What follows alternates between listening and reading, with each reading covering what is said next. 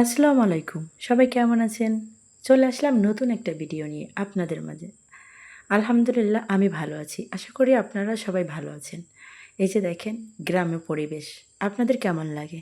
আমার কিন্তু বেশ ভালো লাগে। তবে যদি যাতায়াত রাস্তাটা সুন্দর থাকে।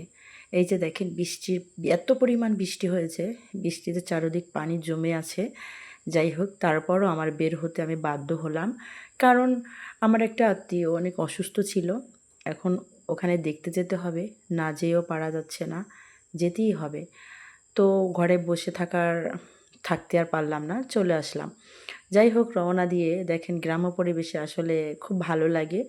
আর রাস্তা তো মাশাআল্লাহ, আমাদের রাস্তা সবাই মাশাআল্লাহ বলবেন, যদি নজর না লেগে যায়। এই যে দেখেন জালগুলা ঠিক করতেছে।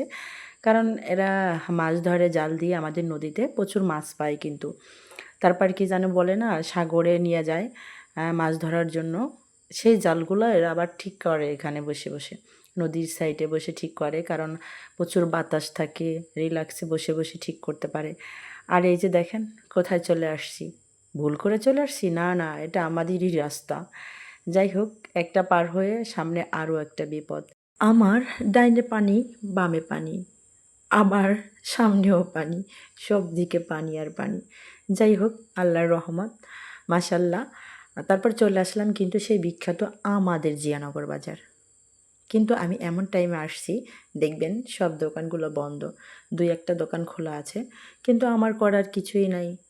আমার বাড়িতে সব কাজ গুছিয়ে তারপর রওনা দিতে হবে। আর এক জায়গায় রওনা তো আর হুটহাট করে দেওয়া যায় না। তারপর রুগী, চলে আসলাম, শুধু ফলের দোকান খোলা ছিল, চলে আসলাম ফল কেনার জন্য, যেহেতু রুগী দেখতে যাব, অসুস্থ উনি।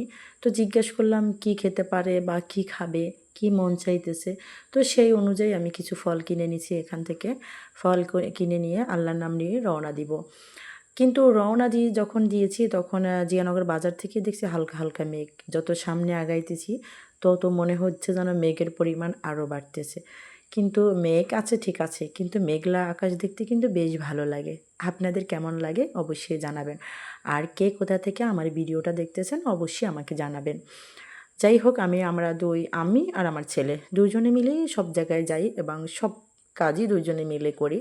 যাই হোক বলতে পারেন ছেলে আমার সঙ্গী আর কি।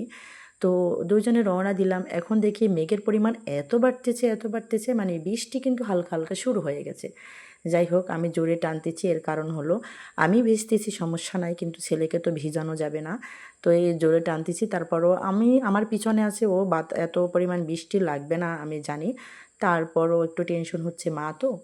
যাই হোক কথা বলতে বলতে আপনাদের সাথে কথা বলতে বলতে চলে আসলাম। ওকে সবাই ভালো থাকেন, সুস্থ থাকেন, আল্লাহ হাফেজ।